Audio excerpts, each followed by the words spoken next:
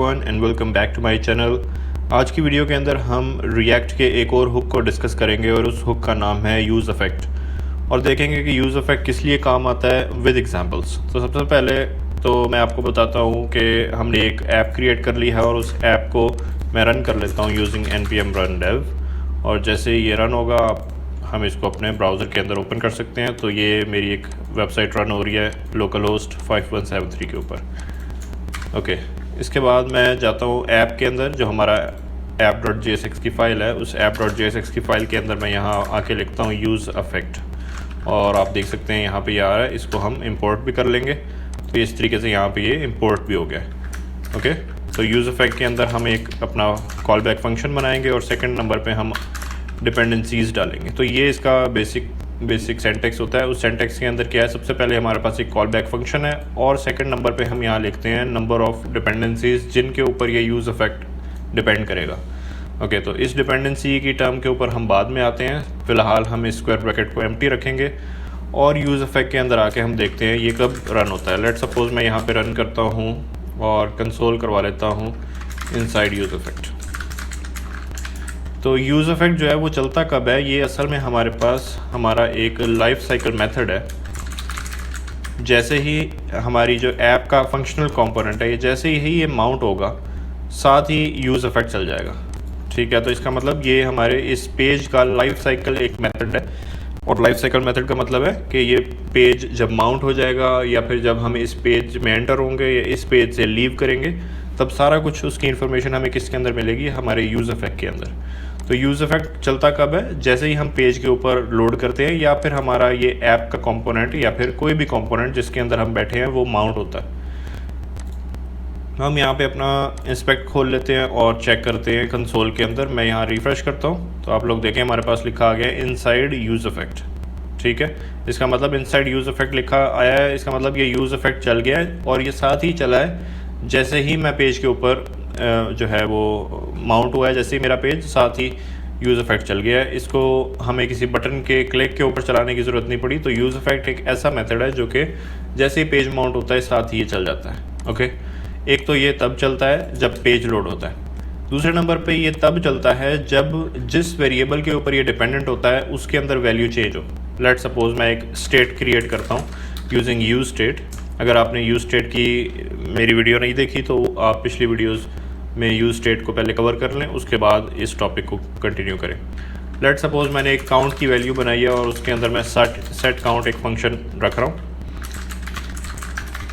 और उसकी initial state late suppose मैंने रख दी है 1, और इस यूज़ स्टेट को भी मुझे इंपोर्ट करना पड़ेगा फ्रॉम रिएक्ट।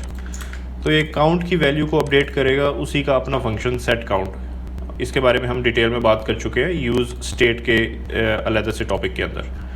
तो लेट सपोज़ मैं कहता हूँ मेरे जो रिटर्न स्टेटमेंट है उसके अंदर मैं एक बटन क्रिएट करता हूँ और उस बटन के अंदर मैं कह देता हूँ कि इस बटन पे क्लिक करो to change the value of count. Okay, change count value, और इसके ऊपर मैं एक ऑन क्लिक फंक्शन लगाता हूँ और वो फंक्शन मैं बना लेता हूँ यहाँ पे handle click using function handle click. इसके अंदर आके मैं लिखता हूँ set count and count +1। Okay, अब जैसे ही मैं इस बटन पे क्लिक करूँगा हैंडल क्लिक का फंक्शन चलेगा और हमने क्या किया है, एक सेट काउंट का मेथड चला दिया जो कि असल में काउंट के वेरिएबल में ही कुछ इंक्रीमेंट कर देगा बाय 1। ठीक है, तो काउंट की वैल्यू अगर 1 थी तो उसमें 1 + 1 2 कर देगा। अब काउंट जैसे ही हमारे पास सेट काउंट होगा, ये स्टेट अपडेट होगी, तो ये पूरा का पूरा फंक्शन दोबारा से री माउंट हो जाएगा। इसका मतलब ये दोबारा से पूरा फंक्शन चलेगा और अब लेटेस्ट वैल्यू हमारे इस काउंट की इसके अंदर आ जाएगी जो कि क्या होगी, 2 होगी। अगर मैं दोबारा क्लिक करूँगा तो फिर से एक काउंट की वैल्यू बढ़ जाएगी। ये सारा कुछ हमने यूज स्टेट में डिस्कस किया था। अगर मैं यहाँ पे एक और यूज़ इफेक्ट लिखूँ, लेट सपोज़ ये मैंने यूज़ इफेक्ट लिखा है और इस यूज़ इफेक्ट के अंदर नंबर ऑफ़ डिपेंडेंसीज़ के अंदर जहाँ मेरी डिपेंडेंसी का वेरिएबल मैंने देना है वहाँ पे मैंने अपना इस काउंट की स्टेट को दे दिया। तो ये वाला जो यूज़ इफेक्ट है ये 2 दफ़ा चलेगा। एक तो तब चलेगा, ये दोनों यूज़ इफेक्ट तब चलेंगे जब पेज माउंट होगा पहली दफ़ा, और जब स्टेट अपडेट हो जाएगी इस काउंट वेरिएबल की तो तब दोबारा से ये वाला यूज़ इफेक्ट चलेगा, क्योंकि ये यूज़ इफेक्ट डिपेंड कर रहा है इस काउंट स्टेट की वैल्यू के ऊपर। तो जैसे ही इसमें कुछ चेंज आएगा ये वाला यूज़ इफेक्ट फिर से चल जाएगा। तो मैं यहाँ पे लिखता हूँ console.log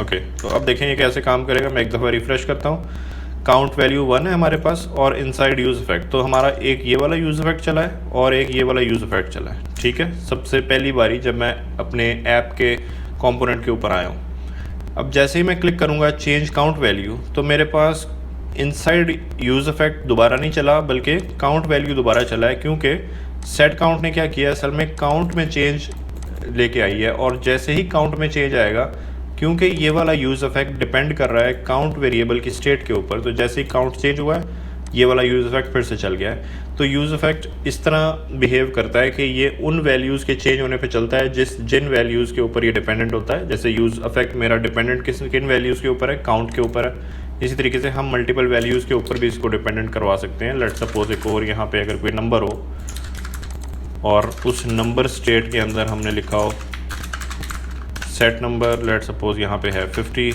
और जब भी मैं चेंज करूँगा एक और फंक्शन में बना लेता हूँ, मैं कहता हूँ चेंज नंबर, और चेंज नंबर असल में करेगा क्या, सेट नंबर कर देगा नंबर प्लस 10। ओके, और यहाँ पे मैं एक और बटन बना लेता हूँ चेंज नंबर वैल्यू, और इसके अंदर मैं लिख देता हूँ अपने फंक्शन का नाम जो कि है चेंज नंबर।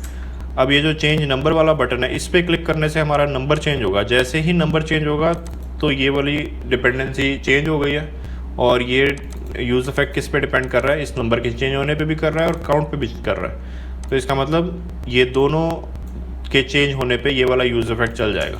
ठीक है, तो इसको अगर मैं यहाँ पे कंसोल भी करवा दूँ नंबर वैल्यू, और यहाँ पे हम रिफ़्रेश करते हैं एक दफ़ा, मैं अभी आपने देखा होगा कि हमारे पास ये एक यूज़ इफेक्ट है और ये वाला जो है ये दूसरा यूज़ इफेक्ट है। तो ये पहली दफ़ा चला है जब पेज हमारा लोड हुआ है। जैसे ही मैं चेंज नंबर वैल्यू करूँगा तो हमारे पास काउंट की वैल्यू भी उसने दिखाई है और नंबर की वैल्यू भी दिखाई है, क्योंकि हमारा ये वाला यूज़ इफेक्ट चला है। और ये यूज़ इफेक्ट नंबर के चेंज होने के ऊपर भी डिपेंड करता है और काउंट की वैल्यू के चेंज होने पर भी डिपेंड करता है। ठीक है, तो इस वजह से हमारा ये यूज़ इफेक्ट चल रहा है डिपेंडेंसीज चेंज होने की वजह से।